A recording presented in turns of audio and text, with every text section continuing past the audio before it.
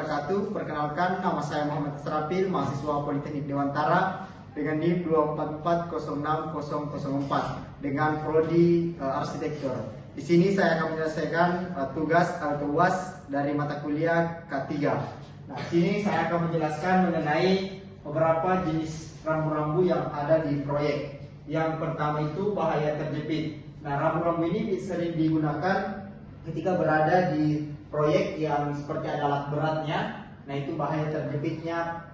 Biasa rambu-rambu ini digunakan. Kemudian yang kedua itu material jatuh. Ya, rambu ini digunakan apabila ada pekerjaan di bagian atas atau bagian ketinggian itu dan kita berada di bawah, maka rambu ini sering digunakan. Kemudian yang ketiga, jalanan licin. Nah, jalanan licin atau biasa juga lantai yang basah, berlumpur atau bahkan berminyak itu berisiko terpeleset. Kemudian yang keempat, ada pekerjaan galian. Nah, rambu ini digunakan untuk apabila ada pekerjaan galian seperti septic tank, fondasi dan lain sebagainya. Nah, kemudian yang kelima itu rambu ada lubang. Nah, setelah ada pekerjaan galian, maka pasti ada lubang. Biasanya itu rambu yang digunakan adalah rambu ada lubang. Kemudian yang keenam, tertusuk paku. Rambu ini digunakan untuk memberikan peringatan kepada pekerja bahwa kita harus berhati-hati ketika berada di area kerja dan sampai kita tertusuk paku atau benda tajam.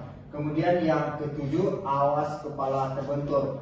Nah, ini biasanya dipasang apabila ada pekerjaan misalnya balok atau benda yang permukaannya itu berada di hampir sejajar dengan kepala atau bahkan sejajar. Kemudian yang kedelapan itu peringatan atau rambu yang area pengelasan. Artinya proyek ini ada pekerjaan pengelasan yang dimana berisiko kita terkena percikan api atau silau daripada pengelasan ini.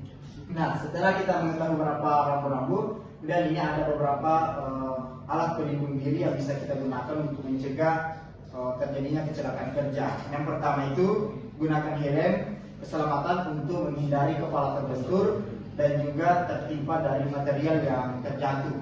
Kemudian yang kedua, gunakan sepatu keselamatan yang safety ya.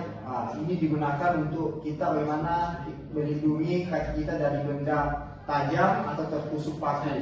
Kemudian gunakan masker. Nah, gunakan masker ini supaya kita bisa melindungi pernapasan kita dari debu, percikan pengelasan dan lain sebagainya. Kemudian gunakan seragam dan apron. Nah, ini bisa digunakan untuk melindungi diri kita dari percikan gelap, percikan api dari pengelasan, kemudian bahan kimia dan lain sebagainya. Kemudian gunakan sarung tangan dan gunakan kaca keselamatan. Nah, kacamata keselamatan ini biasa digunakan apabila pengelasan untuk menghindari silau daripada proses pengelasan itu. Kemudian gunakan harness.